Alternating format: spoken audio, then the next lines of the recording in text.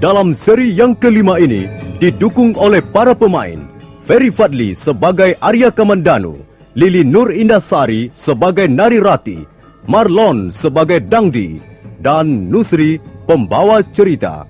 Selamat menikmati. Yang menghiasi rambut Nari Rati. Mengapa tusuk konde ini bisa tergeletak di sela-sela daun ilalang ini? Jangan-jangan telah terjadi sesuatu atas diri Nari Rati. Aku harus mencari. Aku ingin membahagiakanmu, Rati. Bagaimana kau bisa membahagiakan aku? Aku Dangdi, adalah anak kepala desa Manguntur. Aku punya harapan hidup serba kecukupan. Orang tuaku cukup kaya. Kalau kau mau menjadi istriku, kau akan senang dan bahagia. Tidak, aku tidak mau. Rati, banyak gadis lain yang mendambakan menjadi istriku. Mereka juga cantik dan bahkan ada yang anak orang terpandang. Aku bisa memilih salah satu di antara mereka. Kalau begitu, pilih saja. Apa susahnya? Mengapa kau masih mengganggu aku? Ya, itulah Rati. Walaupun gadis-gadis itu cantik, tapi Nari Rati, anak Rekian Wuru, jauh lebih cantik. Karena itu aku memilih kau. Rati, aku berjanji, aku akan menjadi seorang suami yang baik. Kau tidak akan menyesal, percayalah. Dangdi, kau tidak perlu berjanji apa-apa. Karena aku tidak bersedia menjadi istrimu. Rati, kau jangan membuat hatiku panas. Tentu saja hatimu panas. Karena kau menginginkan yang tidak-tidak. Rati, aku sudah lama sekali mengenalmu. Sejak kau masih kecil, sampai sekarang menjadi gadis kembang desa Manguntur. Apa kau tidak pernah merasakan getaran perasaanku, Rati? Dangdi, sejak dulu kita bersahabat. Dan sampai sekarang pun masih tetap bersahabat. Jangan kau kotori persahabatan kita dengan niatmu mengawini aku. Rati, aku ingin hubungan kita lebih dari sekedar persahabatan. Tidak bisa. Aku tidak bisa meluluskan permintaanmu itu, Dangdi. Lebih baik kau segera berpaling pada gadis lain. Semua menjadi rusak gara-gara anak tukang membuat senjata itu. Sejak kehadiran Kamandanu, sikapmu padaku berubah menjadi pahit. Arya Kamandanu seorang pemuda yang baik. Aku akan menerima dan bersahabat dengan siapa saja yang hatinya mulia. Jadi kau mencintainya? Itu adalah rahasia pribadiku. Kau tidak berhak mengetahuinya. Apa kelebihan Kamandanu itu? Aku yakin kau tidak akan bahagia hidup bersamanya.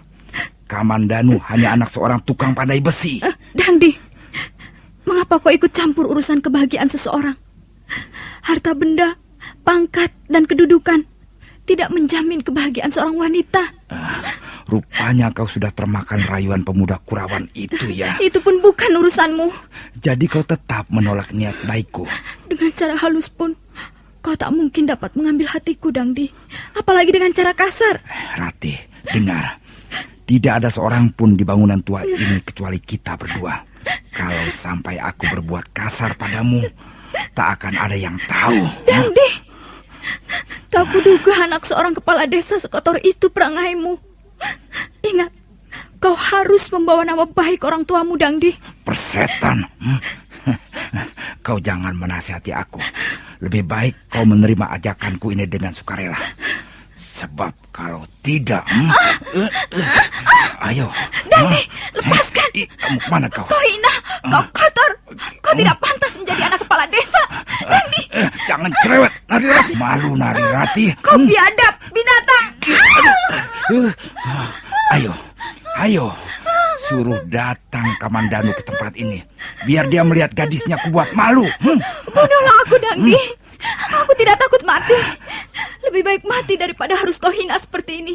Ayo, bunuhlah aku. Tidak Rati.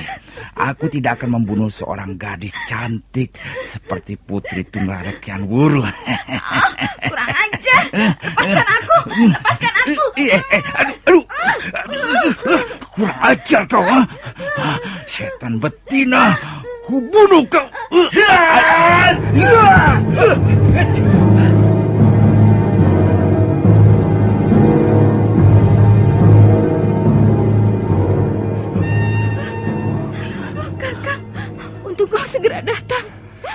tidak apa-apa, Rati. Dia bermaksud tidak senonoh padaku, Kakang.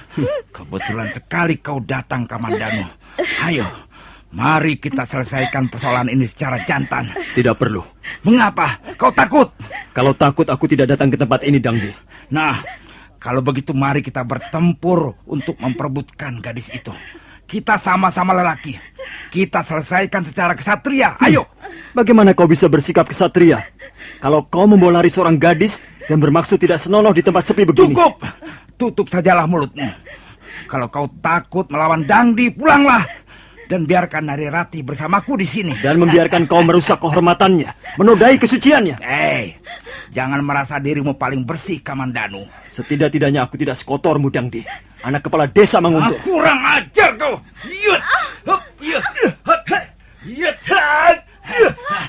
Kamandanu, ayo.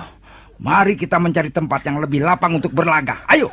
Aku lebih senang menyelesaikan persoalan ini secara baik, bukan dengan jalan kekerasan.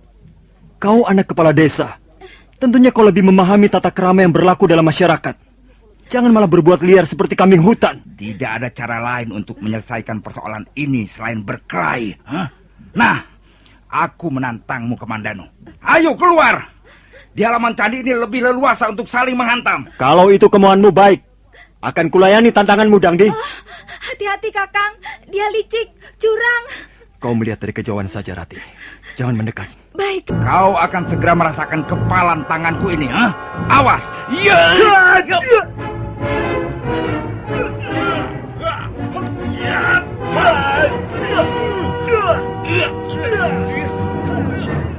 Bagus. Gerakanmu lincah seperti burung serikatan. Tapi jangan buru-buru merasa senang. Lihat.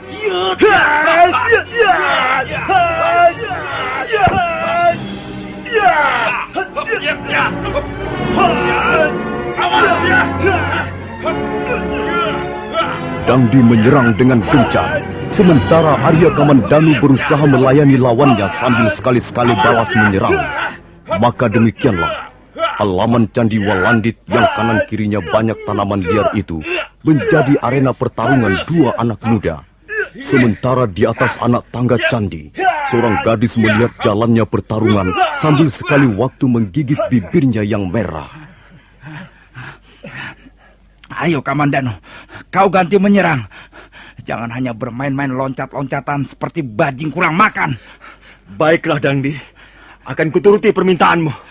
Arya Kamandanu sekalipun tidak bisa dikatakan pendekar, tapi paling sedikit dia pernah belajar ilmu kanuragan dari Empu Hanggareksa ayahnya.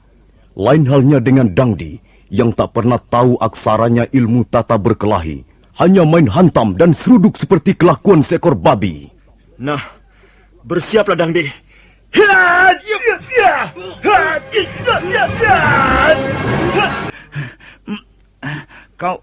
Kau telah memukul pelipisku, Kamandanu. Aduh. Sudahlah, Dangdi. Kita akhiri saja percekcokan kita hingga di sini. Tidak. Kau sudah melukai aku, Kamandanu. Aku harus mengadakan pembalasan. Dangdi. Ayo, Kamandanu. Kita lanjutkan perkelahian kita. Dan sekarang kita gunakan senjata. Sarungkan kembali pedangmu, Dangdi. Mengapa kau sampai menghunus senjata tajam? Ingat, senjata tajam bisa menumpahkan darah. Aku tidak peduli. Darahku atau darahmu yang akan segera tumpah untuk menjadi saksi peristiwa ini. Ayo. Dangdi, jangan memaksa aku bertindak terlalu jauh. Kau pengecut, penakut.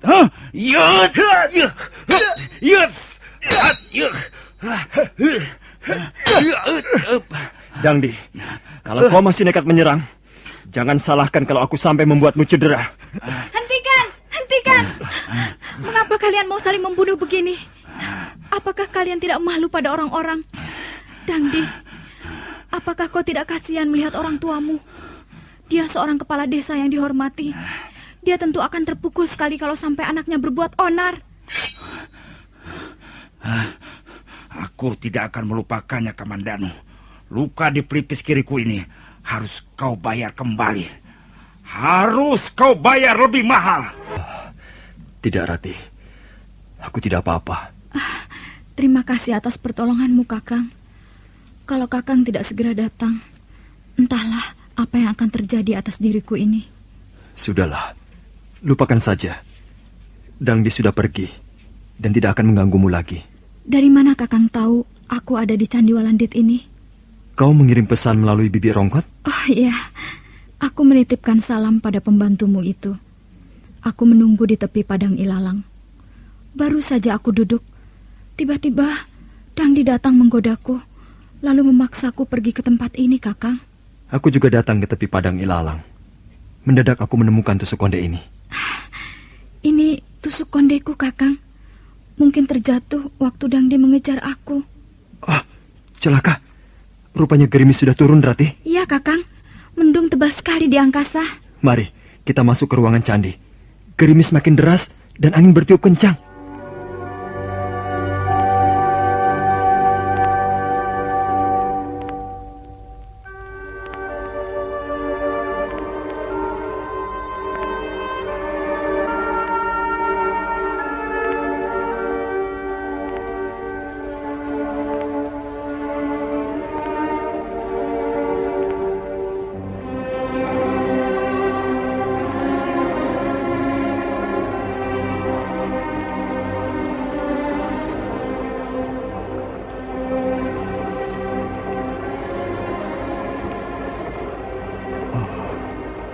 Pakaianmu terkoyak, Rati. Iya, Kakang. Dangdi sungguh kurang ajar. Dia mau membuatku malu. Kelihatannya dia tergila-gila padamu. Dan karena kau tidak menanggapinya, dia nekat. Aku benci melihat laki-laki seperti Dangdi. Dia sok kaya dan sok berani. Buktinya, dia tidak mampu menandingi Kakang Kamandanu. Oh, Kakang, lihat, ada pelangi di sebelah sana. Aku sudah melihatnya sejak tadi, Rati. Mengapa Kakang diam saja? Mengapa tidak memberitahu aku? Aku tahu. Kakang Kamandanu sudah bosan melihat pelangi, bukan? Pelangi itu indah sekali. Tapi apa, Kakang? Tapi aku dibuatnya kesal. Aku benci. Mengapa? Karena aku tidak mungkin menggenggamnya. Aku hanya bisa menikmatinya dari kejauhan saja. Kalau Kakang ingin menggenggam pelangi, Kakang harus dapat menjerat leher burung Garuda. Nah, Kakang lalu naik di punggung burung raksasa itu, terbang ke angkasa. Itu mustahil. Bisa saja. Kakang jangan putus asa. Tidak, Rati. Pelangi itu terlampau jauh, terlampau indah, tapi mustahil kumiliki untuk selamanya. Kau tidak percaya? Sebentar lagi dia akan lenyap. Lenyap begitu saja. Kakang cepat berputus asa. Kasihan nasib pelangi itu kalau sampai harus lenyap begitu saja. Seharusnya Kakang berusaha untuk menggenggamnya dalam tanganmu yang perkasa itu. Sudahlah, Rati. Mengapa bicara kita jadi ngelantur ke sana kemari? Kakang, aku dingin. Di situ banyak angin. Pindah saja ke sebelah sana. Agak merapat ke dinding batu. Aku mau duduk di sini saja, dekat denganmu supaya hangat. Kau juga dingin, Kakang? Aku sudah terbiasa melawan udara dingin, Rati. Kakang Kamandanu, apakah kau tidak tahu bahwa aku mencintaimu? Mengapa kau tidak bisa membaca isi hatiku? Nari Rati, aku mencintaimu. Tapi aku ragu-ragu. Aku bimbang. Jangan-jangan aku bertepuk sebelah tangan. Bagaimana perasaanmu, Kakang? Apa maksudmu, Rati? Kau senang kita berada di tempat seperti ini? Iya. Tapi kita tidak boleh terlalu lama berada di sini. Nanti kau ditunggu-tunggu ayahmu. Kakang Kamandanu, mengapa kau tidak mau berterus terang padaku? Katakanlah bahwa kau mencintai Nari Rati, dan diriku ini akan menjadi milikmu selamanya.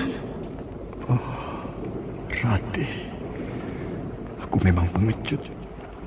Entahlah, mengapa aku menjadi pengecut seperti ini. Apakah aku terlalu tinggi hati? Coba genggamlah tanganku ini, Kakang. Bukankah dingin sekali seperti air telaga di puncak gunung? Ayo, Kakang, genggamlah tanganku. Apakah bibirku membiru karena dingin? Katakanlah, Kakang. Aku gemetar. Aku menggigil bukan karena udara dingin. Tangan Nari Rati sangat halus. seperti tangan Dewi Supraba dari kayangan. Dan pandangan matanya sangat lembut. Kakang, mengapa kau tidak mau duduk merapat padaku? Narirati, kau pasti hanya akan mempermainkan aku. Kau cantik. Banyak pemuda yang mengincarmu untuk dijadikan istri. Mengapa kau malah menggeser, Kakang? Kau tidak senang duduk bersamaku? Kau seperti pelangi itu, Narirati. Indah dan rupawan. Tapi bagiku hanya bisa menikmati dari kejauhan. Baiklah, mungkin kau tidak senang padaku, atau bahkan kau membenci aku. Kalau begitu, aku pergi saja. Rati! Aku mau pulang.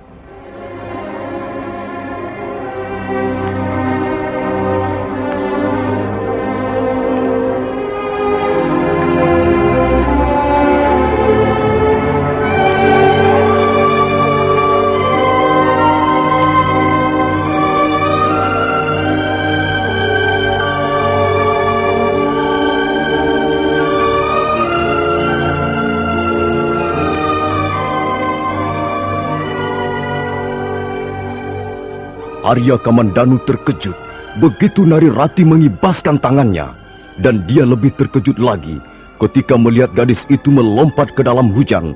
Sebentar kemudian, mereka berdua sudah kejar-kejaran dalam cucuran air hujan. Nah, para pendengar sekalian, bagaimana kelanjutan kisah ini? Apakah Narirati benar-benar tersinggung dan marah? Dan bagaimana sikap Arya Kamandanu? Silahkan mencari jawabannya dalam seri berikut. Sampai jumpa.